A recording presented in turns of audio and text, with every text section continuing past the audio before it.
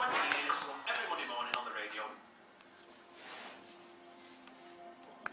So combined with that furnaces, this means that we can very effectively and efficiently... That we have so many lines. You choose one of those lines. Oh, hello. My name is Nigel Kingsley Wellington III, and welcome to Time Architects. During the late 19th century, many European artists, architects and designers began rejecting the formal conventions of design. They felt that the greatest beauty came from nature itself. How about that? They called their new style Art Nouveau, which roughly translates to new style in French. A few of the key architects involved in this new era of design were Victor Horta, Hector Guimard, Antoni Gaudi, Rudolf Steiner, and the Americans, Louis Sullivan and Frank Lloyd Wright. The building's birth from this new style featured asymmetrical shapes, plant-like embellishments, extensive use of curves and arches, curved glass, hints of biological forms, mosaics, stained glass, and Japanese motifs. These listed features essentially broke all the rules of the style's predecessor.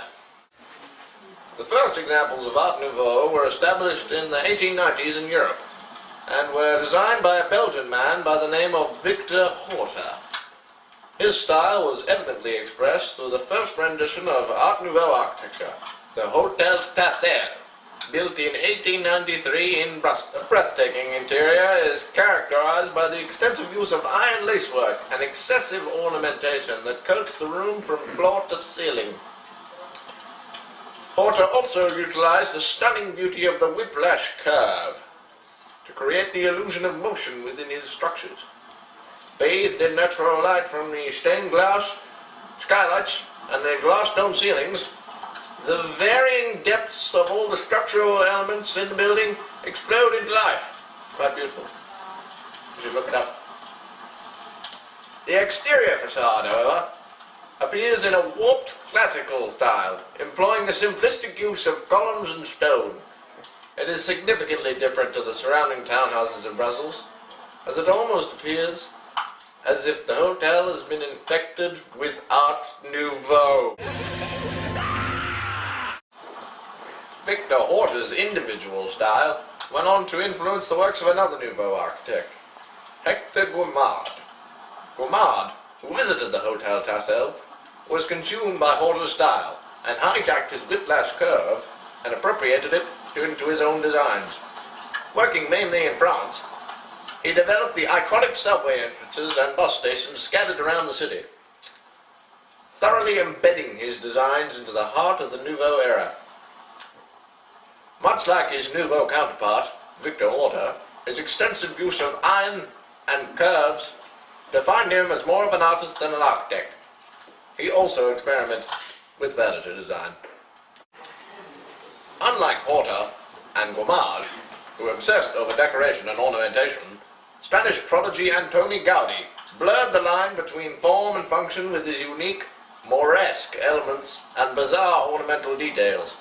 Designs were often described as organized chaos and featured phenomenally impossible stonework, and as a result of his radicalistic designs, he was widely rejected and run down by a tram at the ripe age of 74.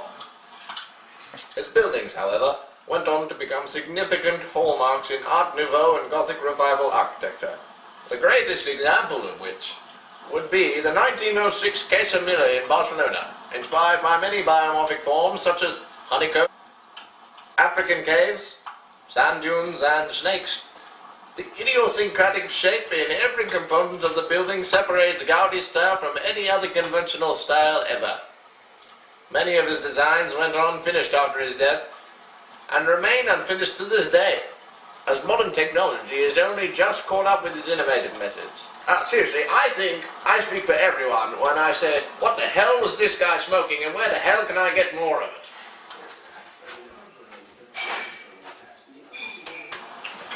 Meanwhile, the Art Nouveau infection had spread to the US of A and took the nation by storm.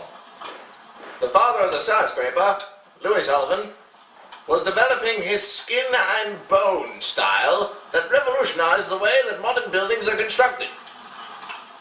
Many people consider Sullivan's Prudential building, made possible by the ingenious steel frame design, to be the first ever skyscraper. However, his influence of Renaissance art and Michelangelo's spirit of creation drove him to dress the exterior in a decorative skin of unbelievable detail, consisting of curves, swirls, vines, leaves, and trims, all carved from a terracotta cladding.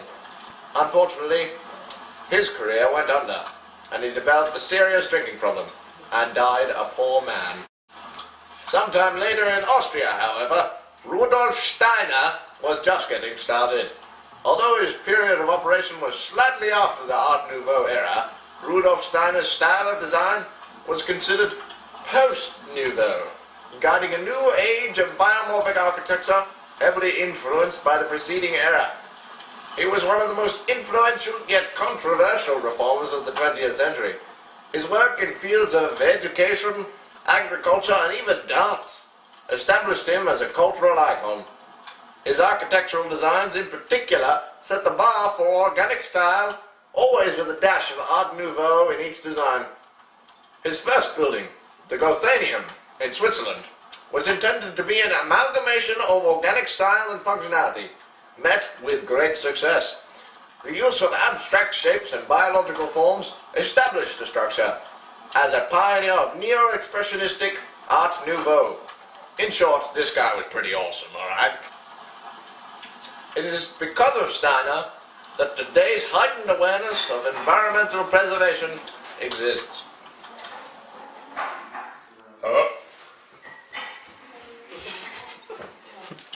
The rise and fall of Art Nouveau tells a gripping tale of both success and failure.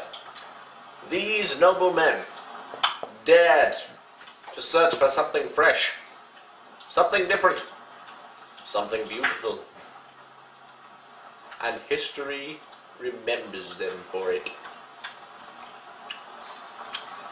And so concludes another episode of Time Architects. I am Nigel Kingsley Wellington III. Peace out, homies.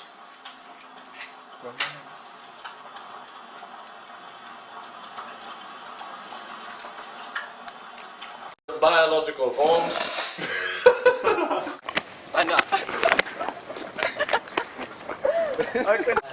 Det var. Ja, jag gick med där.